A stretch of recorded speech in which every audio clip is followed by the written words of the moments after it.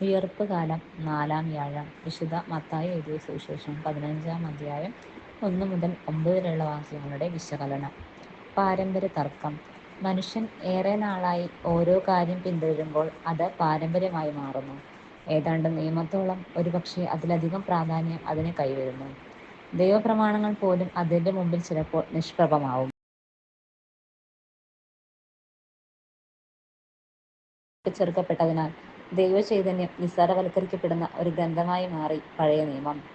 മാതാപിതാക്കളെ ബഹുമാനിക്കണം എന്ന ദൈവകൽപ്പന ദേവാലയത്തിൽ ദൈവത്തിന് കൊടുക്കുന്ന വഴിപാടിന്റെ പേരിൽ തള്ളിപ്പറയുന്ന പാരമ്പര്യത്തെ യേശു ഇന്ന് വിമർശിക്കുന്നുണ്ടല്ലോ. പാരമ്പര്യത്തിന്റെ പേരിൽ മനുഷ്യവൃത്തിയും മനുഷ്യബന്ധങ്ങളും അറ്റുപോകുന്ന വളരെ ഗൗരവമേറിയ സംഭവങ്ങൾ നമുക്ക് ചുറ്റും അരങ്ങേറുന്ന കാഴ്ച നാം ഇന്ന് കാണുന്നു. പാരമ്പര്യമല്ല, മനുഷ്യബന്ധങ്ങളാണ് ഏറ്റവും പ്രധാനം. മനുഷ്യൻ സാപത്തിനു വേണ്ടിയല്ല, സാപത്ത് മനുഷ്യനു വേണ്ടിയാണ് എന്ന വചനത്തിന്റെ ചൈതന്യവും ഇതുതന്നെയാണല്ലോ. ഒരേ വിശ്വാസത്തിൽ പാരമ്പര്യങ്ങളുടെ പേരിൽ വിഘടിച്ചു പരസ്പരം ചെളിവാരി എറിയുന്ന സാഹചര്യങ്ങൾ നമുക്കിടയിലുണ്ട്.